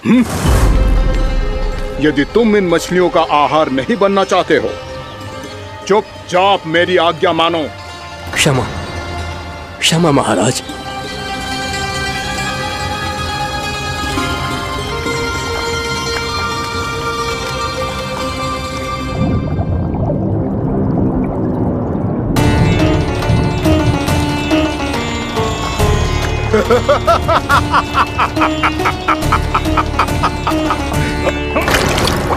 मुनिवर, रक्षा कीजिए, रक्षा कीजिए मुनिवर, हमारे प्राण बचाइए मुनिवर, मुनिवर हमारे प्राण बचाइए।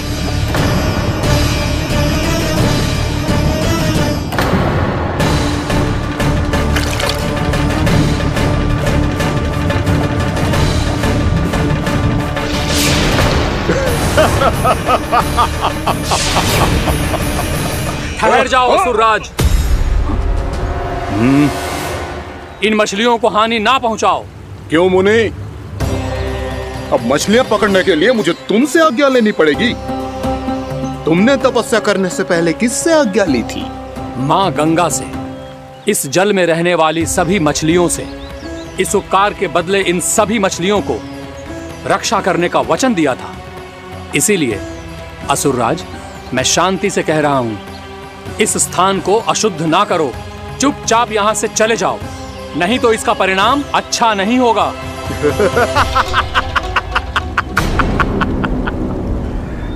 तुम जिन देवताओं की तपस्या कर रहे हो ना मुनि, उन्होंने भी मेरा कुछ नहीं बिगाड़ पाया था, और तुम मुझे धमकी देने का दुस्साहस कर रहे हो।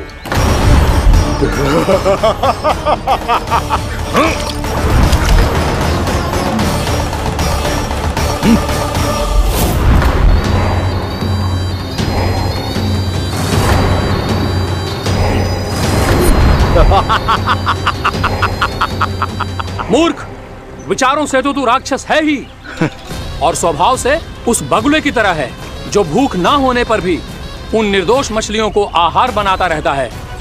इसलिए अभी इसी क्षण से तू वकुला का जीवन जिएगा। ये मेरा श्राप है, ये मेरा श्राप है।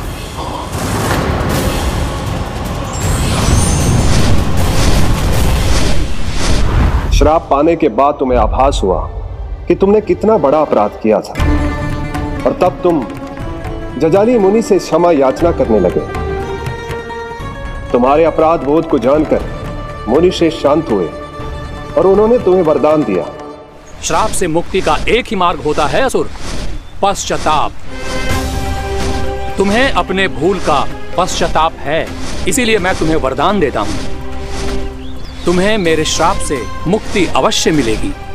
स्वयं प्रभु श्री नारायण के अवतार इस बगुले के देह के बंधन से तुम्हें मुक्त करेंगे।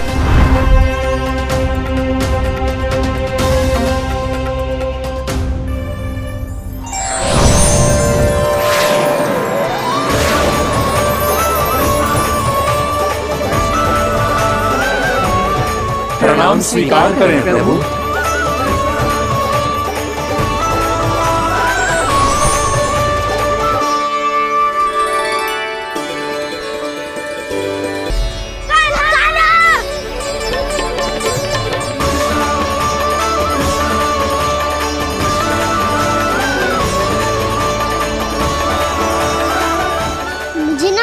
कि तुम सबने क्या देखो है, चाहे जो देखो है, बस मैया से कछु मत ही बताना। ताना!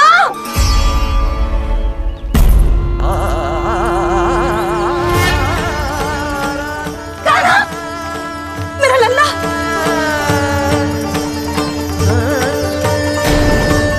भानु बता रहा था तुझे कोई असुर पंछी निकल गया था। हाँ?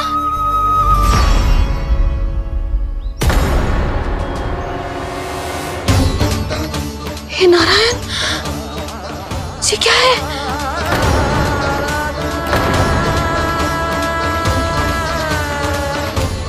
ये सब कैसे हुआ लल्ला? हाँ? कोई बताएगा मुझे ये क्या है?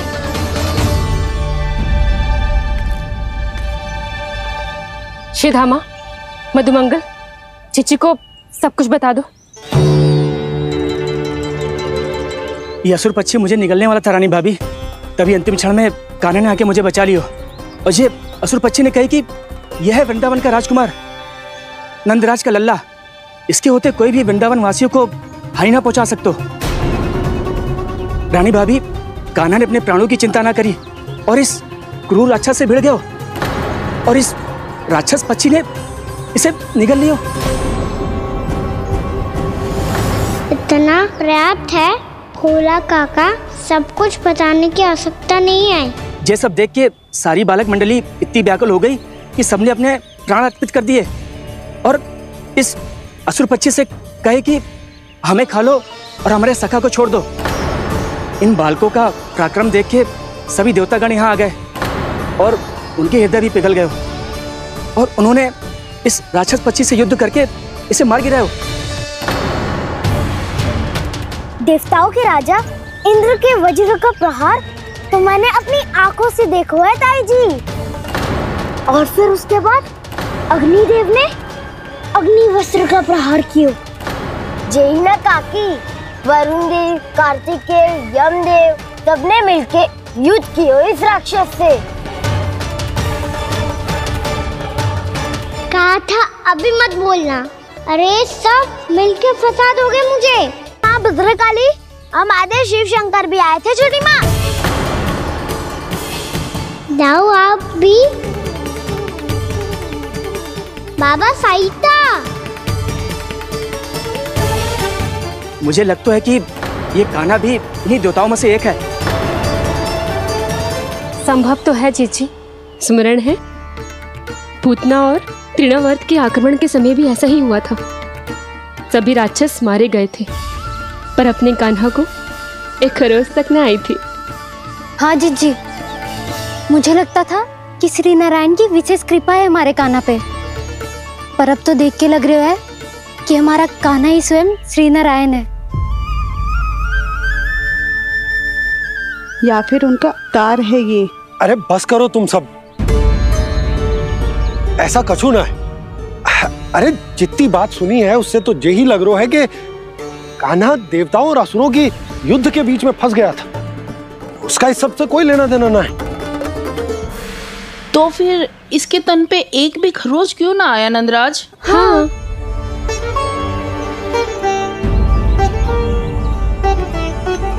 है काकी, खरच तो है। दिखा लल्ला। भैया बात भी आ रही है, कुछ करो ना। चिकोपिया भी ना अति करती है। श्री नारायण का अवतार हो तो इतनी तनिक सी खरोच पे ऐसे रो तो क्या? बस बहुत होगा। अब तो तुम सबने सीमा ही पार कर दी है। कभी से श्री नारायण बुलाते हो, कभी श्री नारायण का अवतार। तनिक कछु हो ना जाता है कि तुम सब कहानियां बुनने लगती हो। जे बस साधारण सा बालक है, मेरा लल्ला है जे, इसे भगवान मत ही बनाओ।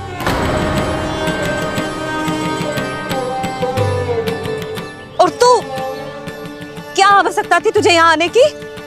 हाँ, वो भी मुझे बिना बताए मेरे से छल करके आयो है तू।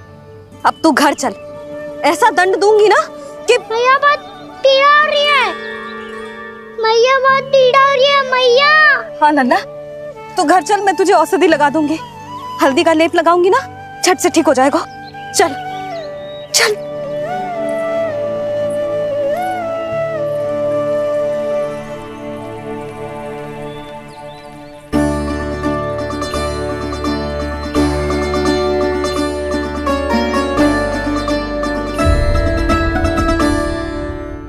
मैया बहुत पीड़ा हो रही है मैया। हाँ नन्ना, तू घर चल, मैं तुझे औषधि लगा दूंगी। हल्दी का लेप लगाऊंगी ना, झट से ठीक हो जाएगा। चल चल।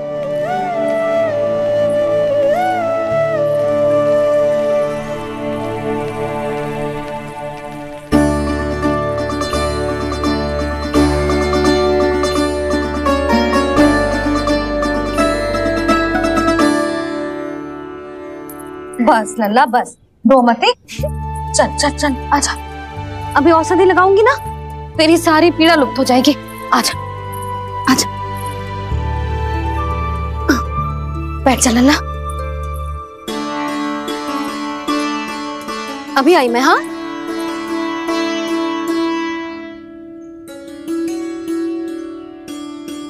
मैया। अरे तो अभी तक रो है? क्या कह रही थी सारी गोपियां? बता। के मेरा लल्ला श्री नारायण का अवतार है, दिव्य है, भगवान है। और जो भगवान इतनी छोटी सी चोट पे रोते हैं क्या?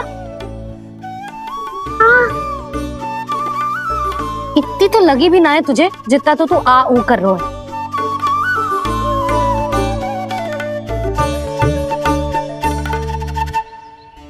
आओ ना करूंगो। आप ऐसे दुलार थोड़ी करोगी। ओहो, वृंदावन का गौपालक जो इतनी छोटी सी चोट पे रोता है ना? गोप बालकों का मुखिया इतनी छोटी सी चोट पे रोता है? मेरा लल्ला तो सबसे शक्तिशाली है। इतनी छोटी सी चोट तो क्या बड़े बड़े राक्षसों से भी ना घबराता है। हाँ, एक बार में सबको समाप्त कर देता है कि ना? हाँ मैया, यदि कोई राक्षस वृंदावन की ओर टेढ़ी दृष्टि करके आएगा तो सबसे पहले कान्हा को सुरक्षा में खड़ा पाएगा। फिर चाहे जो बाल बन के आए या बगुला बन के।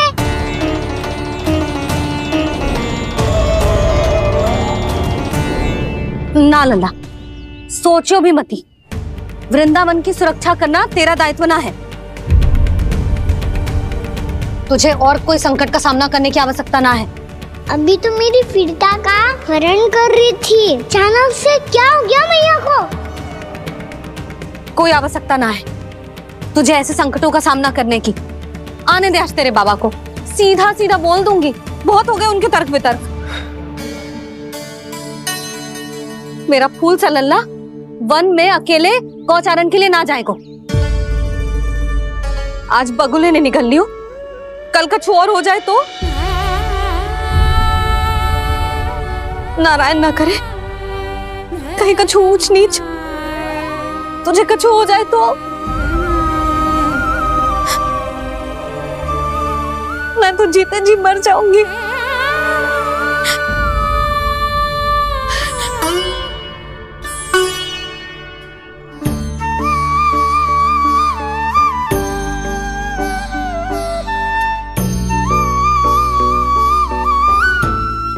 लल्ला की वीर मैया इतनी से बात तो रोती है क्या? क्या करूं कान्हा, तुझे ऐसे बार बार संकट के मुंह में जाते हुए ना देख सकती मैं। तो फिर मैया मैं वचन देता हूँ, आज के बाद मैं गौचारण के लिए तभी जाऊंगा जब आप आज्ञा दोगी। पक्का? छल ना करेगा ना मेरे साथ? मैंने कब छल करो मैया? अच्छा ठीक है, ना करूँ छल। यदि आपसे पूछे बिना बाहर निकलो तो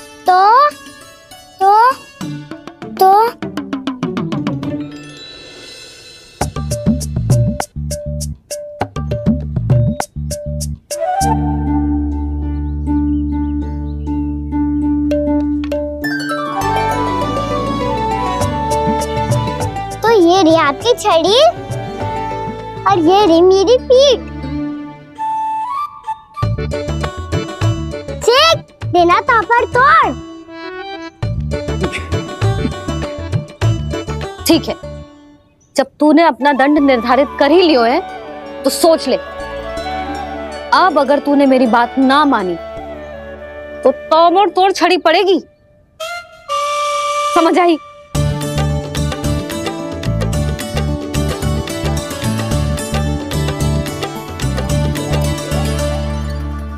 अच्छा ही है कि कान्हा कुछ दिन घर ही रहे। राजवन में जो हुआ है अवश्य कंस ने ही करवाए हुए वो सब।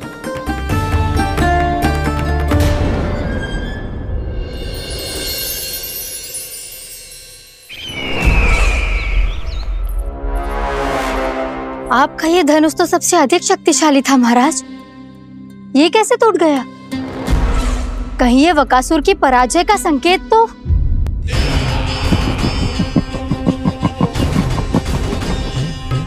प्राप्ति, लगता है तुम्हें शुभ समाचार मिला नहीं। उस बकासुर ने उस विष्णु अवतार को जीवित ही निगल लिया है। अरे अब तक तो उस नन्हे से बालक को पचा भी चुका होगा वो। उसके तन में रक्त बनकर वो विष्णु अवतार और उसकी शक्तियां दौड़ रही होंगी। क्षमा कीजिए महाराज। क्षमा कीजिए। इस अशुभ से मुख से शुभ समाचार आने दो। माथे के बल को ढीला करो, चेहरे पर मुस्कान लाओ और कहो, महाराज, वृंदावन में मातम फैल चुका है। मैं ऐसा ही करता महाराज, यदि सूचना सत्य होती तो।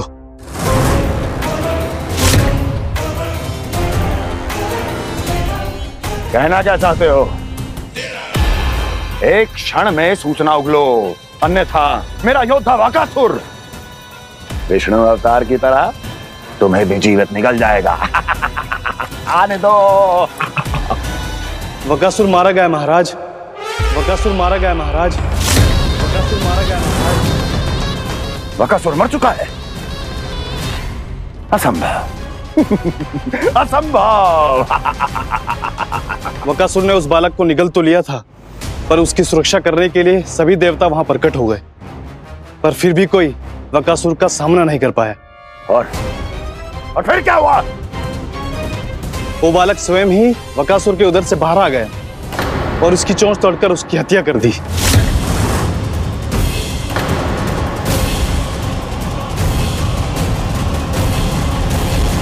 वन में बकासुर की चोंच टूट गई और यहाँ आपका ये धनुष।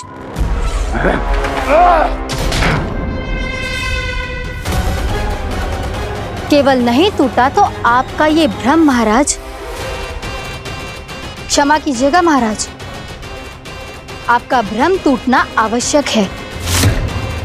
आवश्यक है आपको यह आभास होना कि उस विष्णु अवतार को पराजित करने के लिए आपके साधारण योद्धाओं में वो सामर्थ्य नहीं है। अच्छा सर, पूतना, तृणावर्त, बकासुर, ये सब साधारण नहीं थे प्राप्ति, साधारण नहीं थे।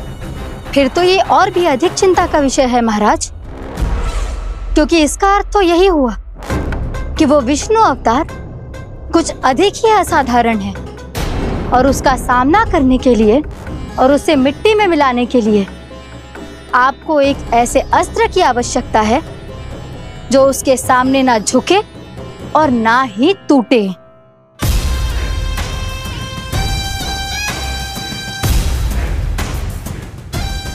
तो फिर मैं ऐसा ही असत्र ढूंढूंगा, चाहे आकाश पाताल एक क्यों ना करना पड़े मुझे, 10 दिशाएं 14 भुवन क्यों ना नापने पड़े मुझे। मैं उस असतर को अवश्य ढूंढ निकालूंगा जो उस विष्णु अवतार के प्राणों की डोरी इस धनुष की तरह तोड़ सके।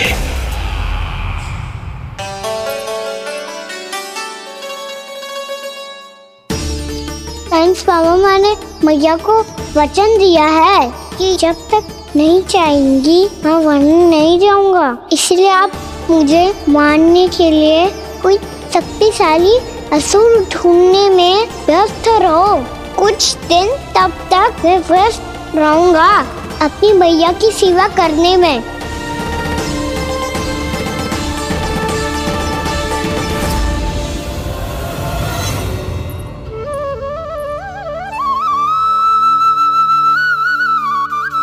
लो मैया, तुलसी जी को चढ़ाने के लिए जल।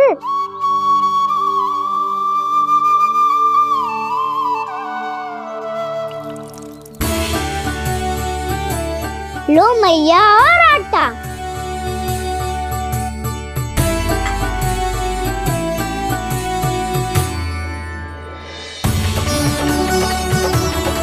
लो मैया, बेलन।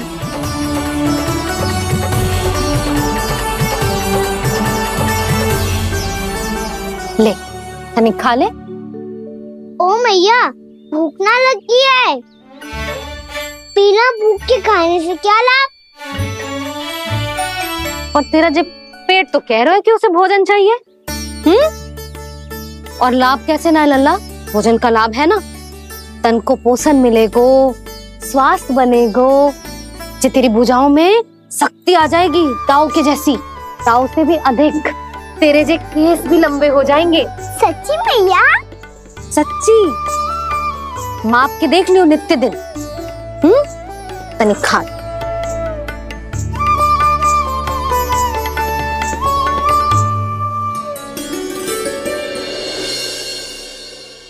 मान के मैया का कहना छक के भोजन खाते हैं, नित्य मापते भुजा केश, पर ज्यों का त्यों ही पाते हैं।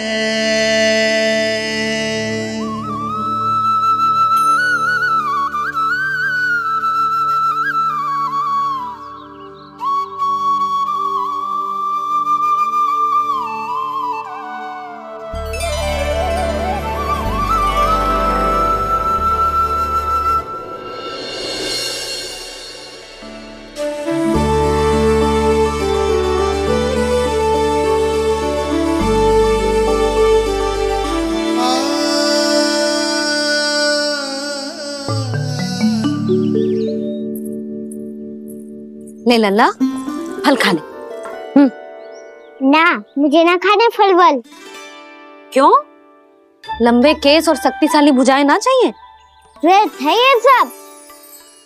पिछले 10 दिनों से देख रहा हूँ, ना केस लंबे हुए हैं, ना भुजाएं शक्तिशाली बनी है। 10 दिन में का चुनाव होने वाला। 10 सप्ताह ऐसे खाएगो ना, तब जाके कुछ बदलाव दिखेगो। समझ आई? चल अब खा ले। वैसे भी मुझे बहुत सारी तैयारियां करनी है आज। इसीलिए मैया एकादशी के व्रत के लिए। लल्ला सुनो जी, सारी सामग्री आ गई? हाँ, तुमने जो कही थी सब ले आए हूँ।